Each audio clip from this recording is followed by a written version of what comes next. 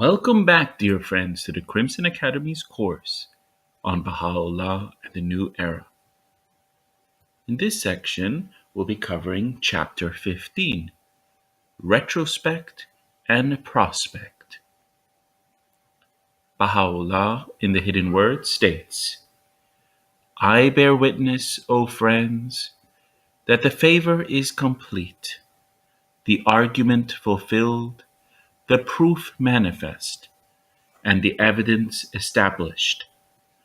Let it now be seen what your endeavors in the path of detachment will reveal. In this wise hath the divine favor been fully vouchsafed unto you, and unto them that are in heaven and on earth. All praise to God, the Lord of all worlds. Progress of the cause.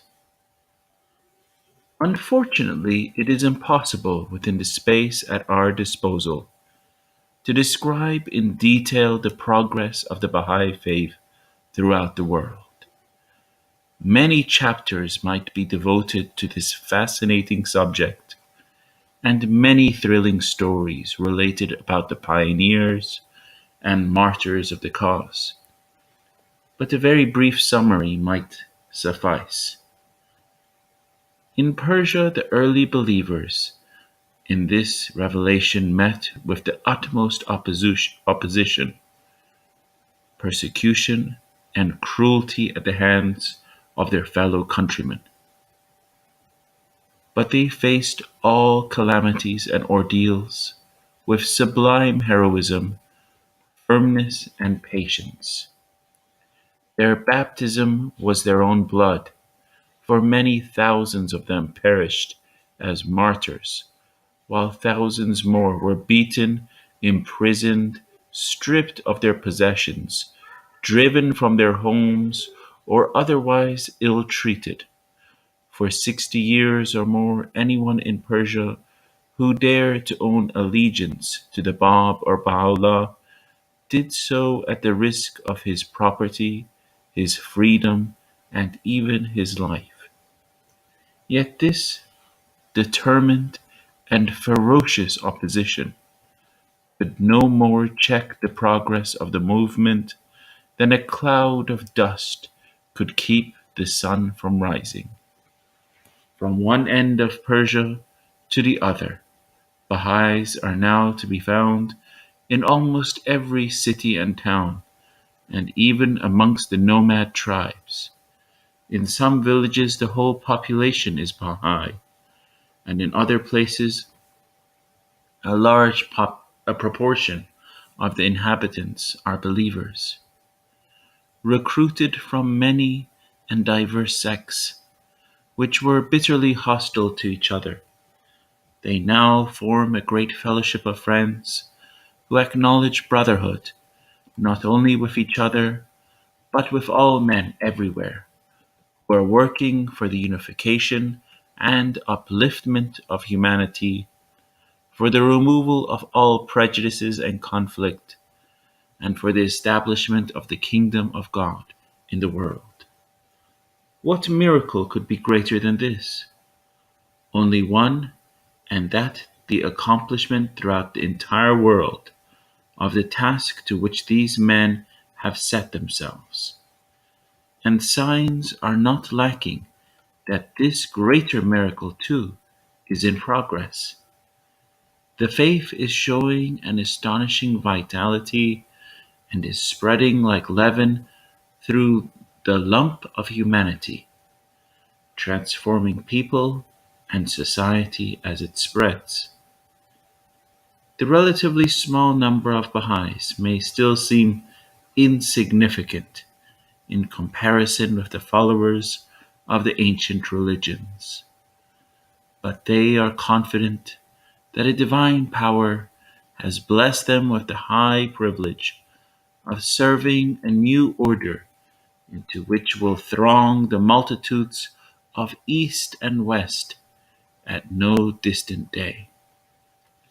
While therefore it remains true that the Holy Spirit has reflected from pure hearts in all countries still unconscious of the source, and the growth of the faith can be witnessed in the many efforts outside the Baha'i community to promote one or another of Baha'u'llah's teachings.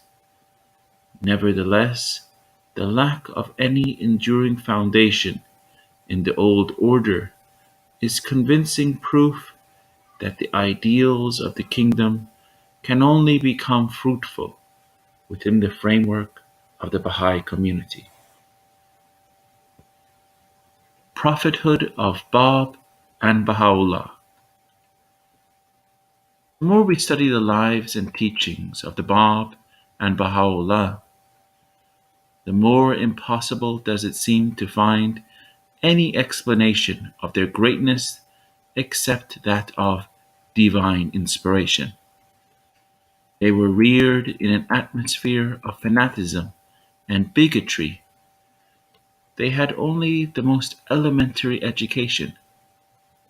They had no contact with Western culture.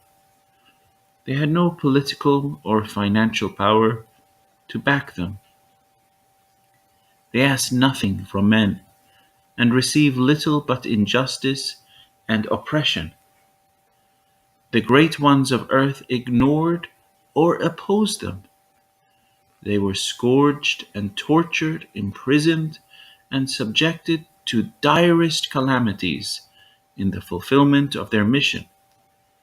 They were alone against the world, having no help but that of God, yet already their triumph is manifest and magnificent. The grandeur and sublimity of their ideals, the nobility and self-sacrifice of their lives, their dauntless courage and conviction, their amazing wisdom and knowledge, their grasp of the needs of both Eastern and Western peoples, the comprehensiveness and adequacy of their teachings, their power to inspire wholehearted devotion and enthusiasm in their followers, the penetration and potency of their influence, the progress of the movement they founded, surely these constitute proofs of prophethood as convincing as any which the history of a religion can show. A glorious prospect. The Baha'i glad tidings disclose a vision of the bounty of God and of the future progress of humanity, which is surely the greatest and most glorious revelation ever given to mankind, the development and fulfillment of all previous revelations. Its purpose is nothing less than the regeneration of mankind and the creation of new heavens and a new earth. It is the same task to which Christ and all the prophets have devoted their lives, and between these great teachers there is no rivalry. It is not by this manifestation or by that, but by all together that the task will be accomplished. As Abdu'l-Bahá says, it is not necessary to lower Abraham to raise Jesus. It is not necessary to lower Jesus to proclaim Baha'u'lláh. We must welcome the truth of God wherever we behold it. The essence of the question is that all these great messengers came to raise the divine standard of perfections. All of them shine as orbs in the same heaven of the divine will. All of them give light to the world. The task is God's, and God calls not only the prophets, but all mankind to be his co-workers in this creative process.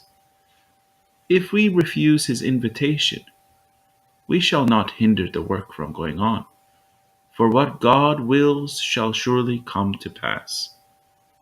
If we fail to play our part, he can raise up other instruments to perform his purpose.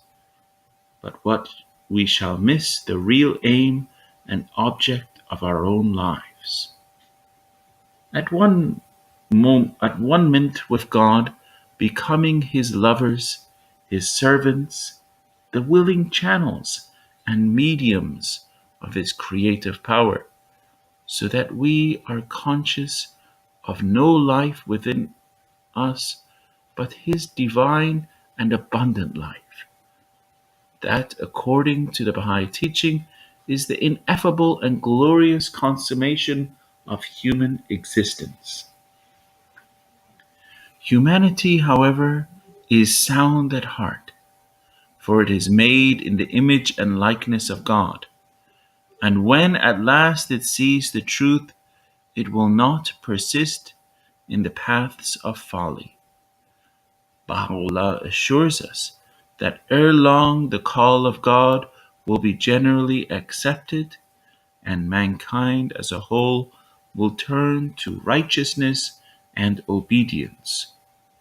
All sorrow will then be turned into joy, and all disease into health, and the kingdoms of this world shall become the kingdoms of our Lord and of his Christ, and he shall reign forever and ever. And this is from the book of Revelation, chapter 11, verse 15. Not only those on earth, but all in the heavens and on earth shall become one in God, and rejoice eternally in him. Renewal of religion. The state of the world today surely affords ample evidence that, with rare exceptions, people of all religions need to be reawakened to the real meaning of their religion, and that reawakening is an important part of the work of Baha'u'lláh. He comes to make Christians better Christians, to make Muslims real Muslims, to make all men true to the spirit that inspired their prophets.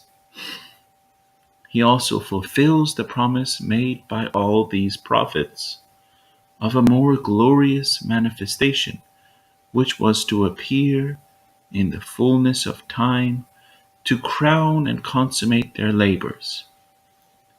He gives a fuller unfolding of spiritual truths than his predecessors, and reveals the will of God with regard to all the problems of individual and social life that confront us in the world today. He gives a universal teaching which affords a firm foundation on which a new and better civilization can be built up.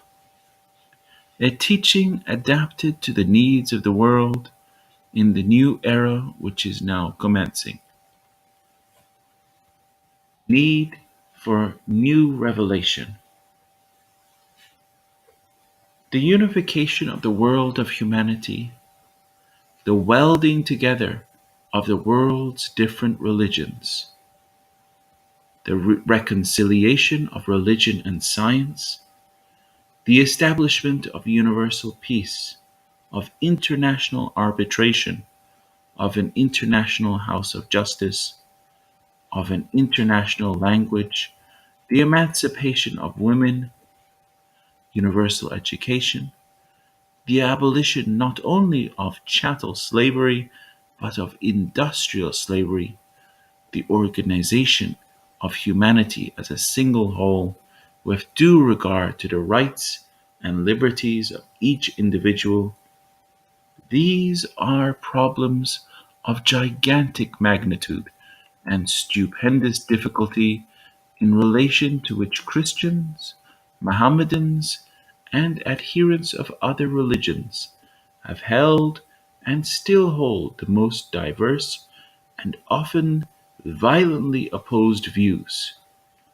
But Baha'u'lláh has revealed clearly defined principles, the general adoption of which would obviously make the world a paradise. Truth is for all. Many are quite ready to admit that the Baha'i teachings would be a splendid thing for Persia and for the East. But imagine that for the nations of the West, they are unnecessary or unsuitable. To one who mentioned such a view, Abdu'l-Bahá replied, "As to the meaning of the cause of Baha'u'lláh, whatever has to do with the universal good is divine, and whatever is divine is for the universal good. If it be true, it is for all. If not, it is for no one. Therefore, a divine cause of universal good cannot be limited to either the East or the West, for the radiance of the Sun of Truth illumines both the East and the West, and it makes its heart felt in the South and in the North. There is no difference between one pole and another. At the time of the manifestation of Christ, the Romans and Greeks thought his cause was especially for the Jews. They thought they had a perfect civilization and nothing to learn from Christ's teachings. And by this false supposition, many were deprived of his grace. Likewise, know that the principles of Christianity and the commandments of Baha'u'lláh are identical, and their paths are the same. Every day there is progress. There was a time when this divine institution of progressive revelation was an embryo, then newborn, then a child, then an intellectual youth. But today it is resplendent with beauty and shining with the greatest brilliancy. Happy is he who penetrates the mystery and takes his place in the world of the illumined ones." The Last Will and Testament of Abdu'l-Bahá. With the passing of its beloved leader, Abdu'l-Bahá, the Bahá'í Faith entered on a new phase of its history. This new phase represents a higher state in the existence of the same spiritual organism, a more mature and consequently a more responsible expression of the faith felt by its members. Abdu'l-Bahá had devoted his superhuman energy and unique capacity to the task of spreading his love for Baha'u'lláh throughout the East and the West. He had lighted the candle of faith in countless souls. He had trained and guided them in the attributes of the personal spiritual life. In view of the momentous importance of the Last Will and Testament of Abdu'l-Bahá, the gravity of the issues it raises, and the profound wisdom underlying its provisions, we give a few extracts which vividly portray the spirit and leading principles which animated and guided Abdu'l-Bahá and are transmitted as a rich heritage to his faithful followers. O ye beloved of the Lord, in this sacred dispensation, conflict and contention are in no wise permitted. Every aggressor deprives himself of God's grace. It is incumbent upon everyone to show the utmost love, rectitude of conduct, straightforwardness, and sincere kindliness unto all the peoples and kindreds of the world, be they friends or strangers. So intense must be the spirit of love and loving kindness that the stranger may find himself a friend, the enemy a true brother, no difference whatsoever existing between them. For universality is of God, and all limitations earthly. Wherefore, O my loving friends, consort with all the peoples, kindreds, and religions of the world with the utmost truthfulness, uprightness, faithfulness, kindliness, goodwill, and friendliness, that all the world of being may be filled with the holy ecstasy of the grace of Baha, that ignorance, enmity, hate, and rancor may vanish from the world, and the darkness of estrangement amidst the peoples and kindreds of the world may give way to the light of unity. Should other peoples and nations be unfaithful to you, show your fidelity unto them. Should they keep aloof from you, attract them to yourself. Should they show their enmity, be friendly towards them. Should they poison your lives, sweeten their souls. Should they inflict a wound upon you, be a salve to their sores. Such are the attributes of the sincere. Such are the attributes of the truthful.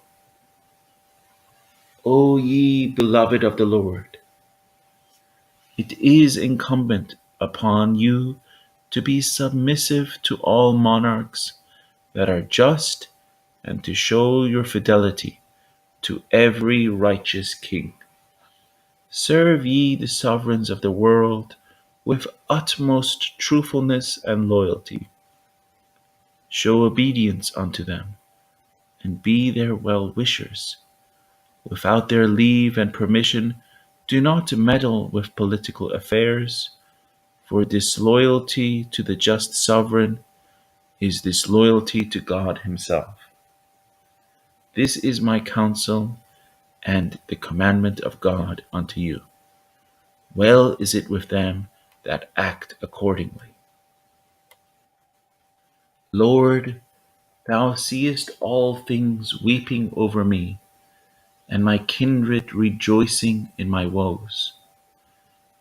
By thy glory, O my God, even amongst mine enemies, some have lamented my troubles and my distress, and of the envious ones, a number have shed tears because of my cares, my exile, and my afflictions. They did this because they found not in me but affection and care, and witnessed not but kindliness and mercy. As they saw me swept into the flood of tribulation and adversity, and exposed even as a target to the arrows of fate, their hearts were moved with compassion. The Lord is our witness. Not have we seen from him but faithfulness, generosity, and extreme compassion. The covenant breakers, foreboders of evil, however waxed fiercer in their rancor, rejoiced as I fell victim to the most grievous ordeal, bestirred themselves against me, and made merry over the heart-rending happenings around me. I call upon thee, O Lord my God, with my tongue and with all my heart, not to require them for their cruelty and their wrongdoings, their craft and their mischief, for they are foolish and ignoble, and know not what they do. They discern not good from evil, neither do they distinguish right from wrong, nor justice from injustice. They follow their own desires, and walk in the footsteps of the most imperfect and foolish amongst them. O my Lord, have mercy upon them. Shield them from all afflictions, in these troubled times, and grant that all trials and hardships may be the lot of this thy servant that have fallen into this darksome pit. Single me out for every woe, and make me a sacrifice for all thy loved ones.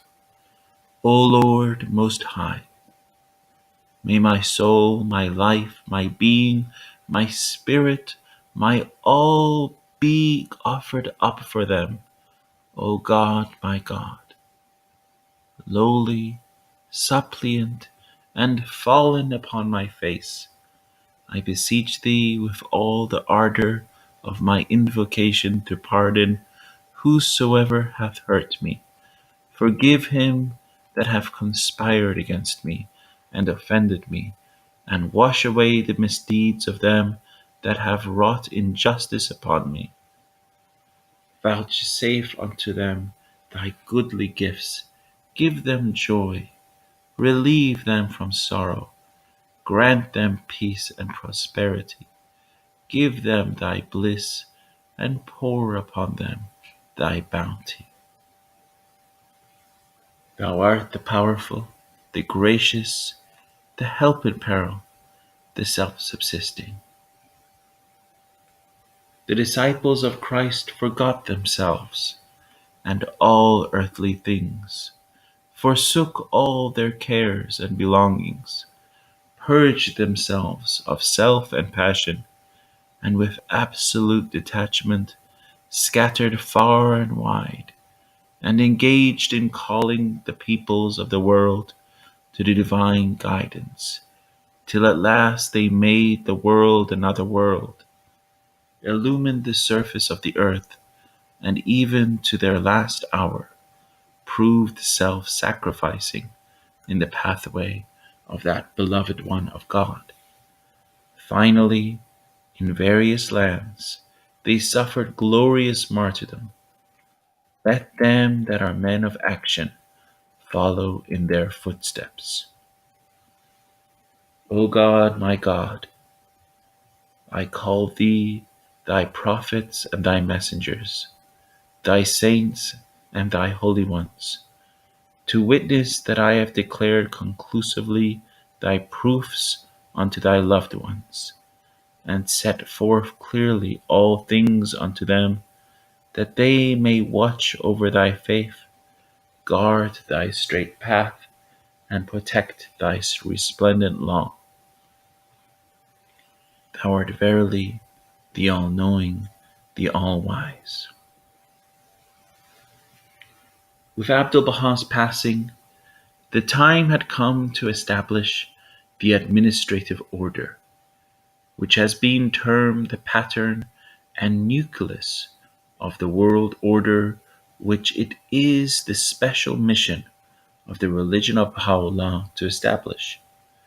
The will and testament of Abdu'l-Bahá consequently marks a turning point in Bahá'í history, dividing the era of immaturity and irresponsibility from that era in which the Baha'is themselves are destined to fulfill their spirituality by enlarging its scope from the realm of personal experience to that of social unity and cooperation. The three principal elements in the administrative plan left by Abdu'l-Bahá are the guardian of the cause of God, the hands of the cause of God, and the house of justices, the local, national, and international. The guardian of the cause of God. Abdu'l-Bahá appointed his eldest grandson, Shoghi Effendi, to the responsible position of guardian of the cause of God. Shoghi Effendi is the eldest son of Dia Khanum, the eldest daughter of Abdu'l-Bahá.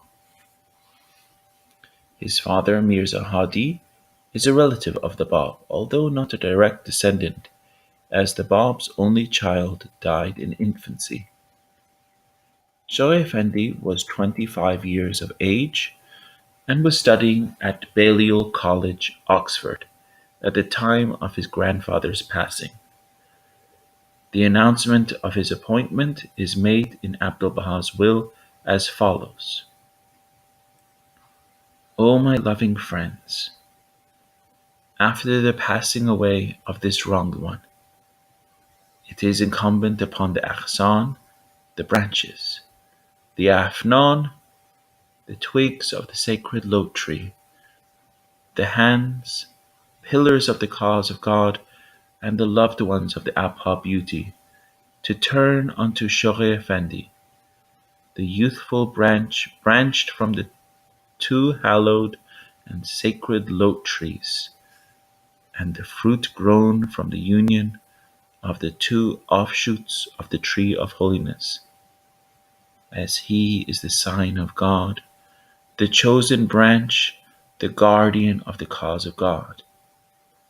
He unto whom all the Aghsan, the Afnan, the hands of the cause of God, and his loved ones must turn. He is the expounder of the words of God, and after him will succeed the firstborn of his lineal descendants. The sacred and youthful branch, the guardian of the cause of God, as well as the universal house of justice, to be universally elected and established, are both under the care and protection of the Abha beauty, under the shelter and unerring guidance of His Holiness, the Exalted One. May my life be offered up for them both. Whatsoever they decide is of God. O ye beloved of the Lord, it is incumbent upon the guardian of the cause of God to appoint in his own lifetime him that shall become his successor, that differences may not arise after his passing. He that is appointed must manifest in himself detachment from all worldly things, must be the essence of purity, must show in himself the fear of God, knowledge, wisdom, and learning. Thus should the firstborn of the guardian of the cause of God not manifest in himself the truth of the words, the child is the secret essence of its sire.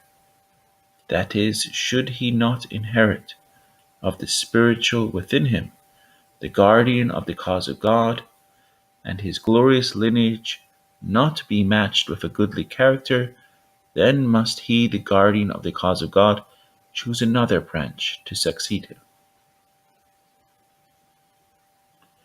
The hands of the cause of God must elect from their own number 9 persons that shall at all times be occupied in the important services of the work of the guardian of the cause of God. The election of these 9 must be carried either unanimously or by majority from the company of the hands of the cause of God, and these, whether unanimously or by a majority vote, must give their assent to the choice of the one whom the guardian of the cause of God hath chosen as his successor. This assent must be given in such wise as the assenting and dissenting voices may not be distinguished. Hands of the cause of God. During his own lifetime, Bahá'u'lláh appointed a few tried and trusted friends to assist in directing and promoting the work of the movement, and gave them the title Ayadiya Amrullah, Hands of the Cause of God. Abdu'l-Bahá makes provision in his will for the establishment of a permanent body of workers to serve the cause and help the guardian of the cause. He writes, O friends, the hands of the cause of God must be nominated and appointed by the guardian of the cause of God. The obligations of the hands of the cause of God are to diffuse the divine fragrances, to edify the souls of men, to promote learning, to improve the character of all men, and to be at all times and under all conditions sanctified and detached from earthly things. They must manifest the fear of God in their conduct, their manners, their deeds, and their words. This body of the hands of the cause of God is under the direction of the guardian of the cause of God. He must continually urge them to strive and endeavor to the utmost of their ability to diffuse the sweet savors of God and to guide all the peoples of the world.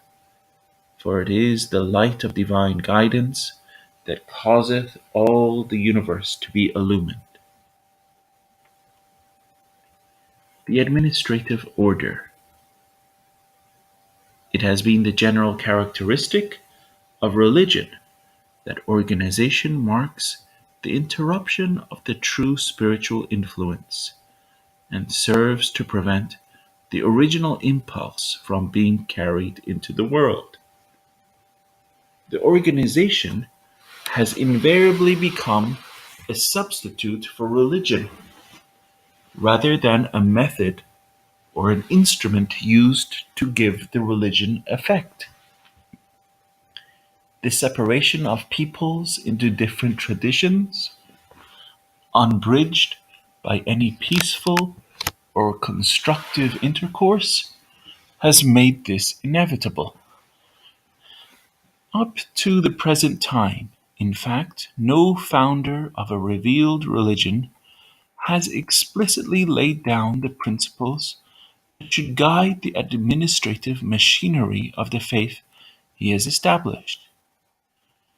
In the Baha'i cause, the principles of world administration were expressed by Bahá'u'lláh, and these principles were developed in the writings of Abdu'l-Bahá, more especially in his will and testament. The purpose of this organization is to make possible a true and lasting unity among peoples of different races, classes, interests, characters, and inherited creeds. A close and sympathetic study of this aspect of the Baha'i cause will show that the purpose and method of Baha'i administration is so perfectly adapted to the fundamental spirit of the revelation that it bears to it the same relationship as body to soul. In character, the principles of Baha'i administration represent the science of cooperation in application. They provide for a new and higher type of morality worldwide in scope. The Baha'i community differs from other voluntary gatherings in that its foundation is so deeply laid and broadly extended that it can include any sincere soul, whereas other associations are exclusive in effect, if not in intention, and from method, if not from ideal. Baha'i association is inclusive, shutting the gates of fellowship to no sincere soul. In every gathering, there is latent or developed some basis of selection. In religion, this basis is a creed limited by the historical nature of its origin. In politics, this is party or platform. In economics, this is a mutual misfortune or mutual power. In the arts and sciences, this basis consists of special training or activity or interest. In all these matters, the more exclusive the basis of selection, the stronger the movement. a condition diametrically opposed to that existing in the Baha'i cause. Hence, the cause, for all its spirit of growth and progress, develops slowly as regards the numbers of its active adherents. For people are accustomed to exclusiveness and division in all affairs. The important sanctions have ever been warrants and justifications of division.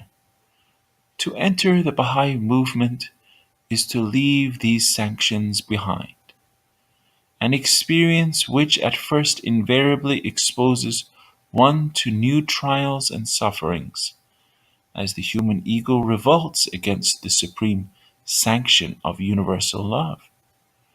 The scientific must associate with the simple and unlearned, the rich with the poor, the white with the colored, the mystic with the literalist, the Christian with the Jew, the Muslim with the Parsi, and on terms removing the advantage of long established presumptions and privileges.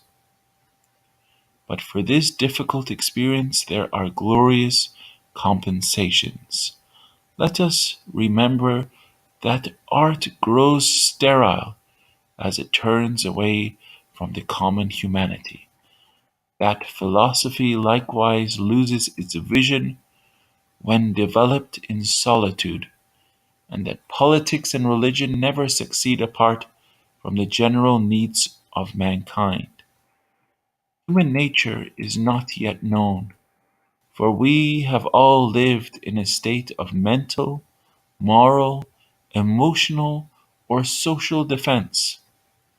And the psychology of defense is the psychology of inhibition. But the love of God removes fear. The removal of fear establishes the latent power and association with others in spiritual love, brings these powers into vital, positive expression. A Baha'i community is a gathering where this process can take place, in this age, slowly at first, as the new impetus gathers force, more rapidly as the members become conscious of the powers unfolding the flower of unity amongst men. The responsibility for and the supervision of local Baha'i affairs is vested in a body known as the Spiritual Assembly. This body, limited to 9 members, is elected annually on April 21st, the first day of Rizwan, the festival commemorating the declaration of Bahá'u'lláh by the adult declared believers of the community, the voting list being drawn up by the outgoing Spiritual Assembly. Concerning the character and functions of this body, Abdu'l-Bahá has written as follows: It is incumbent upon everyone, every believer, not to take any step of Baha'i activity without consulting the Spiritual Assembly, and they must assuredly obey with heart and soul its bidding and be submissive unto it, that things may be properly ordered and well arranged. Otherwise, every person will act independently and after his own judgment will follow his own desire and do harm to the cause. The prime requisites for them that take counsel together are purity of motive, radiance of spirit, detachment from all else save God, attraction to his divine fragrances, humility and lowliness amongst his loved ones, patience and long suffering in difficulties, and servitude to his exalted threshold. Should they be graciously aided to acquire these attributes, victory from the unseen kingdom of Baha shall be vouchsafed to them. In this day, Assemblies of consultation are of the greatest importance and a vital necessity. Obedience unto them is essential and obligatory. The members thereof must take counsel together in such wise that no occasion for ill feeling or discord may arise. This can be attained when every member expresseth with absolute freedom his own opinion, and must on no account feel hurt, for not until matters are fully discussed can the right way be revealed. The shining spark of truth cometh forth only after the clash of differing opinions. If after discussion a decision be carried unanimously, well and good. But if the Lord forbid differences of opinion should arise, a majority of voices must prevail. The first condition is absolute love and harmony amongst the members of the assembly. They must be wholly free from estrangement, and must manifest in themselves the unity of God, for they are the waves of one sea, the drops of one river, the stars of one heaven, the rays of one sun, the trees of one orchard, the flowers of one garden. Should harmony of thought and absolute unity be non existent, that gathering shall be dispersed and that assembly should be brought to naught.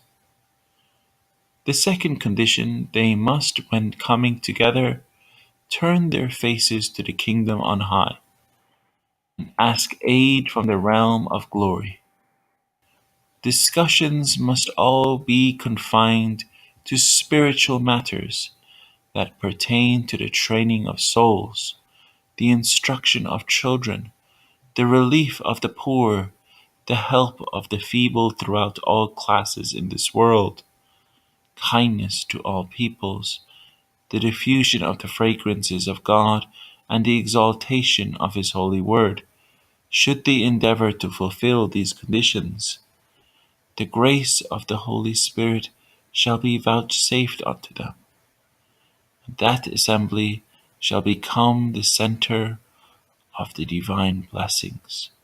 The hosts of divine confirmation shall come to their aid, and they shall day by day receive a new effusion of spirit. Expounding this subject, Choreh Effendi writes, nothing whatever should be given to the public by any individual among the Friends unless fully considered and approved by the spiritual assembly in his locality. And if this, as is undoubtedly the case, is a matter that pertains to the general interest of the cause in that land, then it is incumbent upon the spiritual assembly to submit it to the consideration and approval of the national body representing all the various local assemblies, not only with regard to publication, but all matters without any exception whatsoever regarding the interests of the cause in that locality, individually or collectively, should be referred exclusively to the spiritual assembly in that locality, which shall decide upon it, unless it be a matter of national interest, in which case it shall be referred to the national Baha'i body. With this national body also will rest the decision whether a given question is of local or national interest. By national affairs is not meant matters that are political in their character, for the friends of God the world over are strictly forbidden to meddle with political affairs in any way whatsoever, but rather things that affect the spiritual activities of the body of the Friends in that land. Full harmony, however, as well as cooperation among the various local assemblies and the members themselves, and particularly between each assembly and the national body, is of the utmost importance, for upon it depends the unity of the cause of God, the solidarity of the Friends, the full, speedy, and efficient working of the spiritual activities of his loved ones. The various assemblies, local and national, constitute today the bedrock upon the strength of which the universal house of justice is in future to be firmly established and raised. Not until these function vigorously and harmoniously can the hope for the termination of this period of transition be realized. Bear in mind that the keynote of the cause of God is not dictatorial authority, but humble fellowship, not arbitrary power, but the spirit of frank and loving consultation. Nothing short of the spirit of a true Baha'i can hope to reconcile the principles of mercy and justice, of freedom and submission, of the sanctity of the right of the individual, and of self surrender, of vigilance, discretion, and prudence on the one hand, and fellowship, candor, and courage on the other. The local spiritual assemblies of a country are linked together and coordinating through another elected body of 9 members, the National Spiritual Assembly. This body comes into being by means of an annual election held by elected delegates representing the local Baha'i communities. The National Convention in which the delegates are gathered together is composed of an elective body based upon the principle of proportional representation. These national conventions are preferably held during the period of Rizwan, the 12 days beginning April 21st, which commemorate the declaration made by Bahá'u'lláh in the Garden of Rizwan near Baghdad. The recognition of delegates is vested in the outgoing National Spiritual Assembly. A national convention is an occasion for deepening one's understanding of Baha'i activities and of sharing reports of national and local activities for the period of the elapsed year. The function of a Baha'i delegate is limited to the duration of the National Convention and participation in the election of the new National Spiritual Assembly. While gathered together, the delegates are a consultative and advisory body whose recommendations are to be carefully considered by the members of the elected National Spiritual Assembly. The relation of the National Spiritual Assembly to the local spiritual assemblies and to the body of the believers in the country is thus defined in the letters of the guardian of the cause. Regarding the establishment of national assemblies, it is of vital importance that in every country where the conditions are favorable and the number of the Friends has grown and reached a considerable size, that a national spiritual assembly be immediately established, representative of the Friends throughout that country. Its immediate purpose is to stimulate, unify, and coordinate by frequent personal consultations the manifold activities of the Friends as well as the local assemblies, and by keeping in close and constant touch with the Holy Land, initiate measures and direct in general the affairs of the cause in that country. It serves also another purpose, no less essential than the first, as in the course of time it shall evolve into the National House of Justice, referred to in Abdu'l-Bahā's will as the secondary House of Justice, which according to the explicit text of the Testament will have, in conjunction with the other national assemblies throughout the Baha'i world, to elect directly the members of the International House of Justice, that supreme council that will guide, organize, and unify the affairs of the movement throughout the world. National Spiritual Assembly, which pending the establishment of the Universal House of Justice, will have to be re-elected once a year,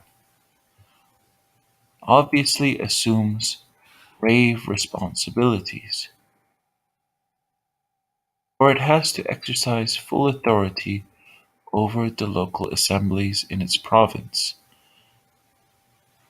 and will have to direct the activities of their friends, guard vigilantly the cause of God, and control and supervise the affairs of the movement in general.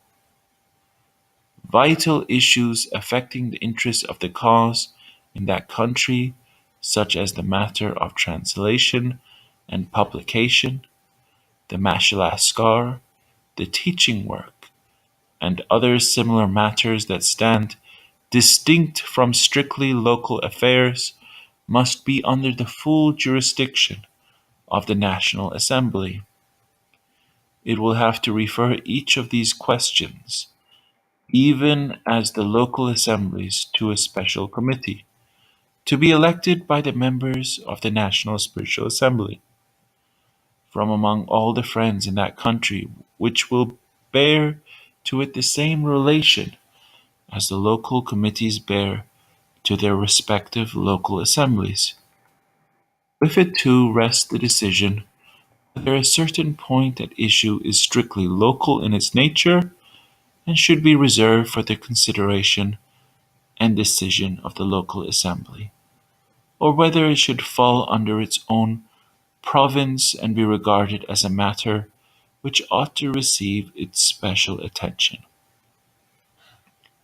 It is a bounden duty, in the interest of the cause we all love and serve, of the members of the incoming National Assembly, once elected by the delegates at convention time, to seek and have the utmost regard, individually as well as collectively, for the advice, the considered opinion, and the true sentiments of the assembled delegates, banishing every vestige of secrecy, of undue reticence, of dictatorial aloofness from their midst. They should radiantly and abundantly unfold to the eyes of the delegates by whom they are elected their plans, their hopes, and their cares. They should familiarize the delegates with the various matters that will have to be considered in the current year, and calmly and conscientiously study and weigh the opinions and judgments of the delegates, the newly elected National Assembly, during the few days when the convention is in session, and after the dispersal of the delegates, should seek ways and means to cultivate understanding, facilitate and maintain the exchange of views, deepen confidence, and vindicate by every tangible evidence their one desire to serve and advance the common weal. The National Spiritual Assembly, however, in view of the unavoidable limitations imposed upon the convening of frequent and long-standing sessions of the convention will have to retain in its hands the final decision on all matters that affect the interests of the cause, such as the right to decide whether any local assembly is functioning in accordance with the principles laid down for the conduct and the advancement of the cause. Concerning the matter of drawing up the voting list to be used at the annual local Baha'i elections, the responsibility for this is placed upon each local spiritual assembly, and as a guidance in the matter, the Guardian has written the following. To state very briefly and as adequately as present circumstances permit the principal factors that must be taken into consideration before deciding whether a person may be regarded as a true believer or not. Full recognition of the station of the forerunner, the author, and the true exemplar of the Baha'i cause, as set forth in Abdu'l-Bahā's testament. Unreserved acceptance of and submission to whatsoever has been revealed by their pen, loyal and steadfast adherence to every clause of our beloved's sacred will, and close association with the spirit, as well as the form of the present-day Baha'i administration throughout the world. These I conceive to be the fundamental and primary considerations that must be fairly, discreetly, and thoughtfully ascertained before reaching such a vital decision. Abdu'l-Bahā's instructions provide for the further development of Baha'i organization. And now concerning the house of justice, which God hath ordained as the source of all good and freed from all error. It must be elected by universal suffrage, that is, by the believers. Its members must be manifestations of the fear of God, and daysprings of knowledge and understanding, must be steadfast in God's faith, and the well-wishers of all mankind. By this house is meant the universal house of justice, that is, in all countries, a secondary house of justice must be instituted, and these secondary houses of justice must elect the members of the universal one. Unto this body all things must be referred. It enacted all ordinances and regulations that are not to be found in the explicit holy text. By this body all the difficult problems are to be resolved, and the guardian of the cause of God is its sacred head and the distinguished member for life of that body. Should he not attend in person its deliberations, he must appoint one to represent him. His house of justice enacteth the laws, and the government enforceth them. The legislative body must reinforce the executive.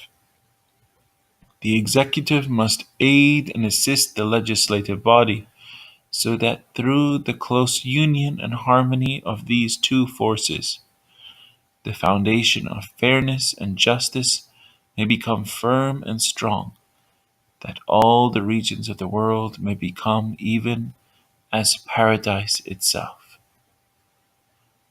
Unto the most holy book every one must turn, and all that is not expressly recorded therein must be referred to the universal house of justice.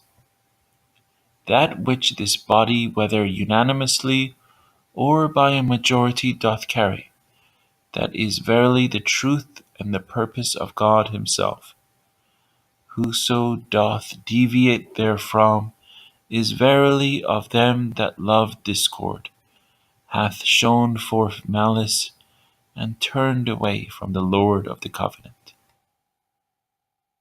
Even at the present time, the Baha'is in all parts of the world maintain an intimate and cordial association by means of regular correspondence and individual visits. This contact of members of different races, nationalities, and religious traditions is concrete proof that the burden of prejudice and the historical factors of division can be entirely overcome through the spirit of oneness established by Baha'u'lláh. World Order of Baha'u'lláh. The larger implications of this order are explained by Shoghi Effendi in successive communications addressed to the Baha'i community since February 1929. I cannot refrain from appealing to them who stand identified with the faith to disregard the prevailing notions and the fleeting fashions of the day, and to realize as never before that the exploded theories and the tottering institutions of present day civilization must needs appear in sharp contrast with those God given institutions which are destined to arise upon their ruin. For Baha'u'lláh has not only imbued mankind with a new and regenerating spirit, he has not merely enunciated certain universal principles or propounded a particular philosophy, however potent, sound, and universal these may be. In addition to these, he, as well as Abdu'l-Bahá after him, has, unlike the dispensations of the past, clearly and specifically laid down a set of laws, established definite institutions, and provided for the essentials of a divine economy. These are destined to be a pattern for future society, a supreme instrument for the establishment of the most great peace, and the one agency for the unification of the world and the proclamation of the reign of righteousness and justice upon the earth. Unlike the dispensation of Christ, unlike the dispensation of Muhammad, unlike all the dispensations of the past, the apostles of Baha'u'lláh in every land, wherever they labor and toil, have before them in clear, in unequivocal, and emphatic language all the laws, the regulations, the principles, the institutions, the guidance they require for the prosecution and consummation of their task. Therein lies the distinguishing feature of the Baha'i revelation. Therein lies the strength of the unity of the faith, of the validity of a revelation that claims not to destroy or belittle previous revelations, but to connect, unify, and fulfill them. Feeble though our faith may now appear in the eyes of men, who either denounce it as an offshoot of Islam or contemptuously ignore it as one more of those obscure sects that abound in the West. This priceless gem of divine revelation, now still in its embryonic state, shall evolve within the shell of his law and shall forge ahead, undivided and unimpaired, till it embraces the whole of mankind. Only those who have already recognized the supreme station of Baha'u'lláh, only those whose hearts have been touched by his love and have become familiar with the potency of his spirit can adequately appreciate the value of this divine economy, his inestimable gift to mankind. This was a letter dated March 21st, 1930. It is towards this goal, the goal of a new world order, divine in origin, all embracing in scope, equitable in principle, challenging in its features, that a harassed humanity must strive. How pathetic indeed are the efforts of those leaders of human institutions who, in utter disregard of the spirit of the age, are striving to adjust national processes suited to the ancient days of self contained nations, to an age which must either achieve the unity of the world as adumbrated by Bahá'u'lláh or perish. At so critical an hour in the history of civilization, it behooves the leaders of all the nations of the world, great and small, whether in the East or in the West, whether victors or vanquished, to give heed to the clarion call of Baha'u'lláh, and thoroughly imbued with a sense of world solidarity, the sine qua non of loyalty to his cause, arise manifestly to carry out in its entirety the one remedial scheme he, the divine physician, has prescribed for an ailing humanity. Let them discard one for all every preconceived idea, every national prejudice, and give heed to the sublime counsel of Abdu'l-Bahá, the authorized expounder of his teachings. You can best serve your country, was Abdu'l-Bahā's rejoinder to a high official in the service of the federal government of the United States of America, who had questioned him as to the best manner in which he could promote the interest of his government and people. If you strive in your capacity as a citizen of the world to assist in the eventual application of the principles of federalism underlying the government of your own country to the relationships now existing between the peoples and nations of the world,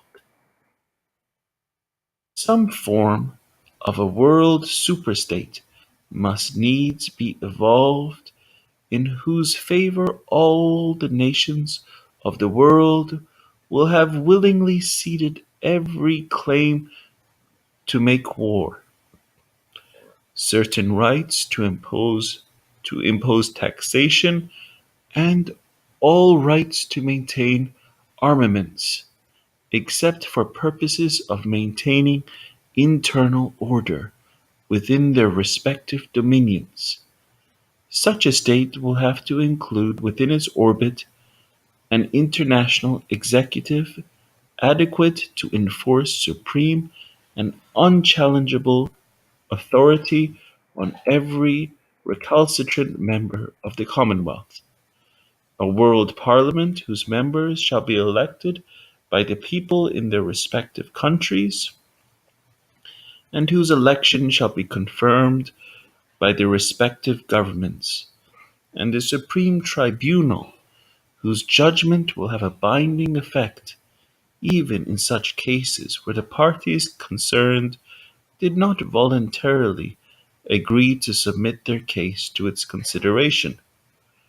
A world community in which all economic barriers will have been permanently demolished, and the interdependence of capital and labor definitely recognized, in which the clamor of religious fanaticism and strife will have been forever stilled, in which the flame of racial animosity will have been finally extinguished, in which a single code of international law, the product of the considered judgment of the world's federated representatives, shall have as its sanction the instant and coercive intervention of the combined forces of the federated units. And finally, a world community in which the fury of a capricious and militant nationalism will have been transmuted into an abiding consciousness of world citizenship. Such indeed appears in its broadest outline the order anticipated by Baha'u'lláh, an order that shall come to be regarded as the fairest fruit of a slowly maturing age. Let there be no misgivings as to the animating purpose of the worldwide law of Baha'u'lláh. Far from aiming at the subversion of the existing foundations of society, it seeks to broaden its basis, to remold its institutions in a manner consonant with the needs of an ever changing world. It can conflict with no legitimate allegiances, nor can it undermine essential loyalties. Its purpose is neither to stifle the flame of a sane and intelligent patriotism in men's hearts, nor to abolish the system of national autonomy, so essential if the evils of excessive centralization are to be avoided. It does not ignore, nor does it attempt to suppress, the diversity of ethnical origins, of climate, of history, of language and tradition, of thought and habit that differentiate the peoples and nations of the world. It calls for a wider loyalty, for a larger aspiration than any that has animated the human race. The call of Baha'u'lláh is primarily directed against all forms of provincialism, all insularities and prejudices, for legal standards, political and economic theories are solely designed to safeguard the interests of humanity as a whole, and not humanity to be crucified for the preservation of the integrity of any particular law or doctrine. The principle of the oneness of mankind, the pivot round which all the teachings of Baha'u'lláh revolve, is no mere outburst of ignorant emotionalism or an expression of vague and pious hope. Its implications are deeper, its claims greater than any which the prophets of old were allowed to advance. Its message is applicable not only to the individual, but concerns itself primarily with the nature of those essential relationships that must bind all the states and nations as members of one human family. It represents the consummation of human evolution, that the forces of a world catastrophe can alone precipitate such a new phase of human thought is, alas, becoming increasingly apparent. Nothing but a fiery ordeal out of which humanity will emerge, chastened and prepared, and can succeed in implanting that sense of responsibility which the leaders of a newborn age must arise to shoulder.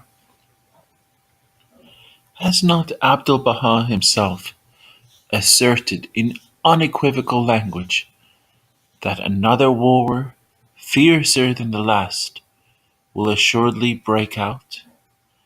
This was in November 28, 1931. This administrative order will, as its component parts, its organic institutions begin to function with efficiency and vigor, assert its claim and demonstrate its capacity to be regarded not only as the nucleus but the very pattern of the new world order, destined to embrace in the fullness of time the whole of mankind.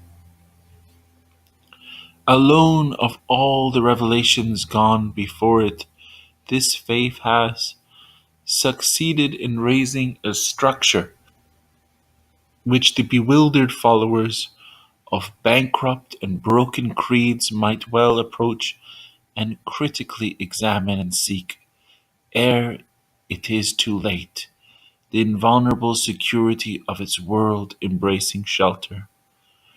To what else, if not the power and majesty which this administrative order, the rudiments of the future all enfolding Baha'i Commonwealth, is destined to manifest, can these utterances of Baha'u'lláh allude?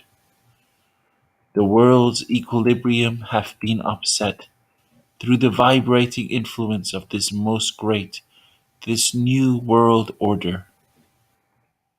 Mankind's ordered life hath been revolutionized through the agency of this unique, this wondrous system, the like of which mortal eyes have never witnessed. The Baha'i Commonwealth of the future, of which this vast administrative order is the sole framework, is both in theory and practice not only unique in the entire history of political institutions, but can find no parallel in the annals of any of the world's recognized religious systems. No form of democratic government, no system of autocracy or of dictatorship, whether monarchical or republican, no intermediary scheme of a purely aristocratic order, nor even any of the recognized types of theocracy, whether it be the Hebrew Commonwealth or the various Christian ecclesiastical organizations, or the imamate or the caliphate in Islam. None of these can be identified or be said to conform with the administrative order which the master hand of its perfect architect has fashioned. That no one, while this system is still in its infancy, misconceive its character, belittle its significance, or misrepresent its purpose. The bedrock on which the administrative order is founded is God's immutable purpose for mankind in this day. The source from which it derives its inspiration is no less than Baha'u'lláh himself. The central, the underlying aim which animates it is the establishment of the new world order as adumbrated by Baha'u'lláh. The methods it employs, the standard it inculcates, incline it to neither east nor west, neither Jew nor Gentile, neither rich nor poor, neither white nor colored. Its watchword is the unification of the human race, its standard, the most great peace. This was from a letter dated February 8th, 1934. The contrast between the accumulating evidences of steady consolidation that accompany the rise of the administrative order of the faith of God and the forces of disintegration which batter at the fabric of a travailing society is as clear as it is arresting, both within and outside the Baha'i world. The signs and tokens which, in a mysterious manner, are heralding the birth of that world order, the establishment of which must signalize the golden age of the cause of God are growing and multiplying day by day. Soon, Baha'u'llah's own words proclaim it, will the present day order be rolled up and a new one spread out in its stead. The revelation of Baha'u'lláh should be regarded as signalizing through its advent the coming of an age of the entire human race. It should be viewed not merely as yet another spiritual revival in the ever changing fortunes of mankind, not only as a further stage in a chain of progressive revelations, nor even as the culmination of one of a series of recurrent prophetic cycles, but rather as marking the last and highest stage in the stupendous evolution of man's collective life on this planet, the emergence of a world community, the consciousness of world citizenship, the founding of a world civilization culture should be regarded, as far as this planetary life is concerned, as the furthermost limits in the organization of human society, though man as an individual, nay, must indeed, as a result of such a consummation, continue indefinitely to progress and develop. The unity of the human race, as envisaged by Baha'u'lláh, implies the establishment of a world commonwealth in which all nations, races, creeds, and classes are closely and permanently united, in which the autonomy of its state members and the personal freedom and initiative of the individuals that compose them are definitely and completely safeguarded. This commonwealth must, as far as we can visualize it, consist of a world legislature whose members will, as the trustees of the whole of mankind, ultimately control the entire resources of all the component nations and will enact such laws as shall be required to regulate the life, satisfy the needs, and adjust the relationships of all races and peoples. A world executive backed by an international force will carry out the decisions arrived at and apply the laws enacted by this world legislature, and will safeguard the organic unity of the whole Commonwealth. A world tribunal will adjudicate and deliver its compulsory and final verdict in all and any disputes that may arise between the various elements constituting this universal system. A mechanism of world intercommunication will be devised, embracing the whole planet, freed from national hindrances and restrictions, and functioning with marvelous swiftness and perfect regularity. A world metropolis will act as the nerve center of a world civilization, the focus towards which the unifying forces of life will converge and from which its energizing influences will radiate. A world language will either be invented or chosen from among the existing languages and will be taught in the schools of all the federated nations as an auxiliary to their mother tongue. A world script, a world literature, a uniform and universal system of currency, of weights and measures will simplify and facilitate intercourse and understanding among the nations and races of mankind. In such a world, society, science, and religion, the two most potent forces in human life, will be reconciled, will cooperate, and will harmoniously develop. The press will, under such a system, while giving full scope to the expression of the diversified views and convictions of mankind, cease to be mischievously manipulated by vested interests, whether private or public, and will be liberated from the influence of contending governments and peoples. The economic resources of the world will be organized. Its sources of raw materials will be tapped and fully utilized. Its markets will be coordinated and developed, and the distribution of its products will be equitably regulated. National rivalries, hatred, and intrigues will cease, and racial animosity and prejudice will be replaced by racial amity, understanding, and cooperation. The causes of religious strife will be permanently removed. Economic barriers and restrictions will be completely abolished, and the inordinate distinction between classes will be obliterated. Destitution on the one hand and gross accumulation of ownership on the other will disappear.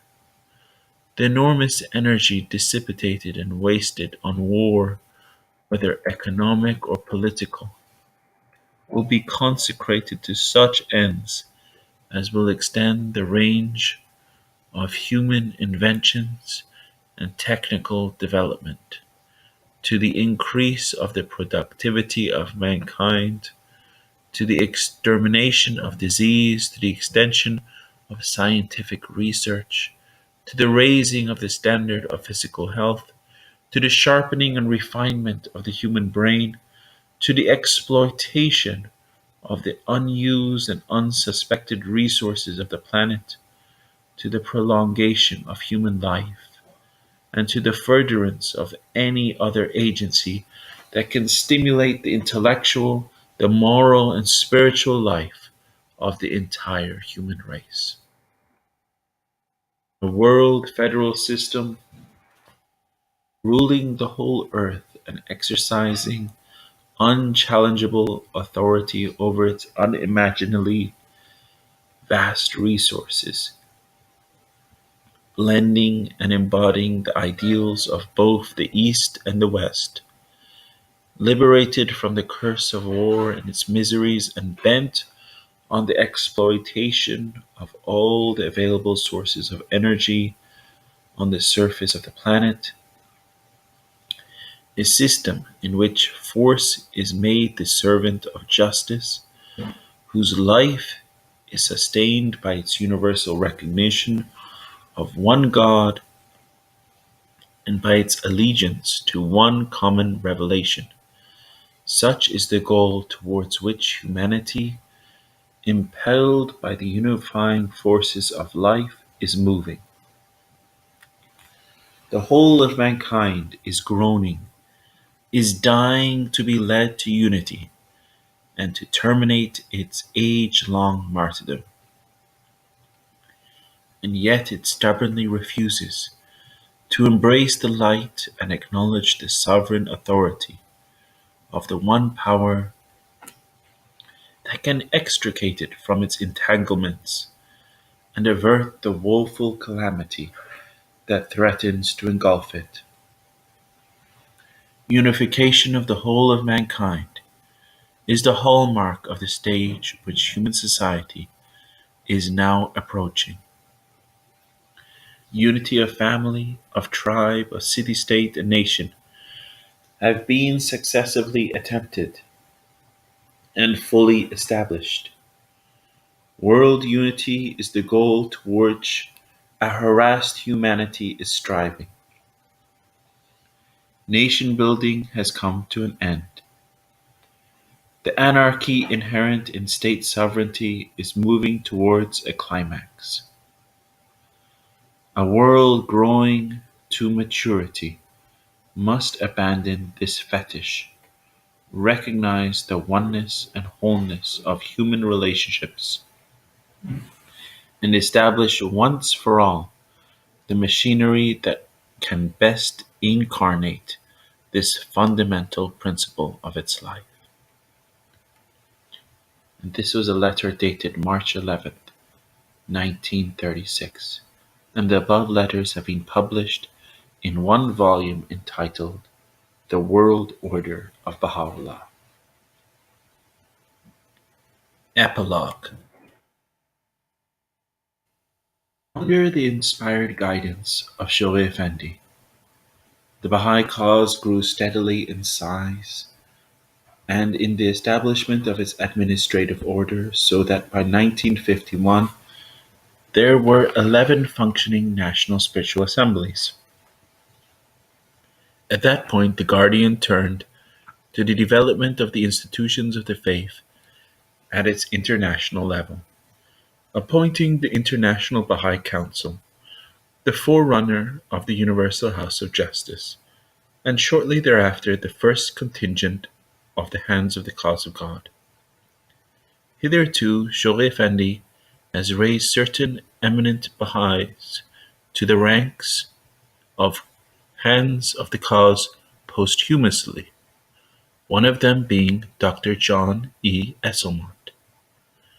But it was only in 1951 that he adjudged the time right to begin the full development of this important institution. In rapid succession between 1951 and 1957, he appointed 32 hands and extended the range of their activities, instituting in each continent auxiliary boards consisting of believers and appointed by the hands to be their deputies, assistants, and advisors. 27 of these hands were living at the time of his passing. Through a series of letters, some addressed to Baha'is throughout the world and others to those in specific countries, the Guardian deepened their understanding of the teachings, built up the administrative institutions of the faith, trained the believers in their correct and effective use, and in 1937 launched the American Baha'i Community on its implementation of the divine plan for the diffusion of Baha'u'llah's message. This divine plan had been revealed by Abdu'l-Bahá in a number of tablets written during the years of the First World War, and constitutes the charter for the propagation of the faith. Within the framework of this charter, a number of teaching plans were carried out, first in the Western Hemisphere, then also in Europe, Asia, Australasia, and Africa, until in 1953 the Guardian called for a decade-long, world-embracing spiritual crusade to carry the faith to all the remaining independent states and principal dependencies of the world. In 1957, as the midway point of the crusade approached, the Guardian, exhausted by 36 years of unremitting labor, died while on a visit to London. As Shoaib Effendi had no heir, the work of the faith after November 1957 was coordinated and directed by the 27 Hands of the Cause, until the victorious completion of the crusade in April 1963, at which time the First Universal House of Justice was elected by the members of 56 national spiritual assemblies convened at the Baha'i World Center in Haifa by the Hands of the Cause. Immediately following this historic election, Baha'is from all parts of the globe gathered in London at the First World Congress of the Faith to celebrate the centenary of the Declaration of Baha'u'lláh and to rejoice in the worldwide spread of his faith. The supreme institution of the faith today is the Universal House of Justice, created by Baha'u'lláh in his most holy book, invested with authority to legislate on all matters not covered in the Baha'i writings, and assured divine guidance in the sacred text itself. Abdu'l-Bahá, in his Will and Testament, lays down the method of election of the Universal House of Justice, defines its station and duties more clearly, and asserts that it is under the direct guidance of the Bab and Bahá'u'lláh and is the body to which all must turn. The unique and distinguishing feature of the Bahá'í Faith is the covenant of Bahá'u'lláh, the bedrock upon which the faith raises all its structures and bases its development. Its uniqueness is that for the first time in religious history, the manifestation of God in clear and unambiguous language provides for the authorized interpretation of His Word and ensures the continuity of the divinely appointed authority which flows from the source of the faith. Interpretation of Scripture has always in earlier religions been a most fertile source of schism. Baha'u'lláh, in the Book of His Covenant, vested in his eldest son Abdu'l-Bahá full powers for the interpretation of his writings and for the direction of his cause. Abdu'l-Bahá, in his will and testament, appointed his eldest grandson, Shoghi Effendi, guardian of the faith and sole interpreter of the writings. There is no priesthood within the faith, and no individual may claim special station or guidance. Authority is vested in institutions created within the Bahá'í scriptures. By virtue of these unique provisions, the faith of Baha'u'lláh has been preserved from schism, from the depredations of unauthorized leadership, and above all from the infiltration of man-made doctrines and theories, which in the past have shattered the unity of religions. Pure and inviolate, the revealed word of Baha'u'lláh, with its authorized interpretation, remains throughout the dispensation the uncorrupted and incorruptible source of spiritual life to men. In 1968, the Universal House of Justice took action to provide for the future carrying out of the specific functions of protection and propagation vested in the hands of the cause by the establishment of continental boards of counselors. Each board consists of a number of counselors appointed by the Universal House of Justice, and they work in close collaboration with the hands of the cause of God. The appointment and direction of auxiliary boards is now the duty of the boards of counselors, and the activities of the hands of whom just one is still living have been extended to be worldwide. In June 1973, the Universal House of Justice established in the Holy Land an international teaching center and assigned it the activities of the Continental Board of Counselors, and as liaison between them and the Universal House of Justice.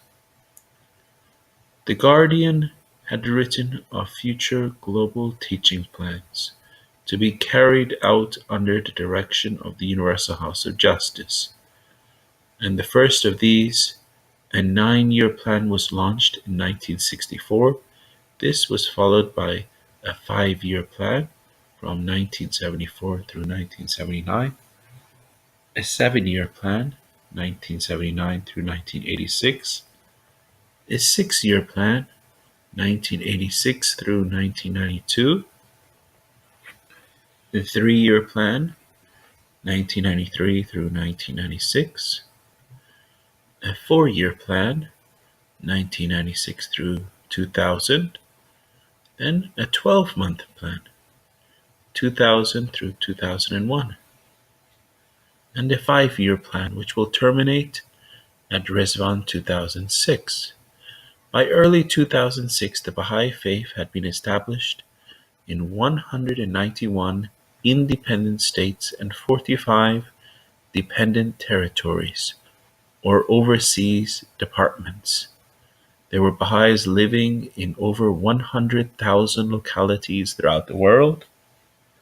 Baha'i literature had been translated into at least 802 languages. An eighth Baha'i temple had completed in India in 1986, and plans for construction of a ninth temple in Santiago, Chile were underway. There were 179 national or regional spiritual assemblies and at least 5 million Baha'is. Baha'is are now energetically pursuing a 5-year plan designed to further expand and consolidate the growth of the faith throughout the world. Most encouraging of all has been the response of the peoples of Africa, India, Southeast Asia, and Latin America, where large numbers have begun to enter the cause, bringing about a new stage in development of the administrative and social activities of the worldwide Baha'i community.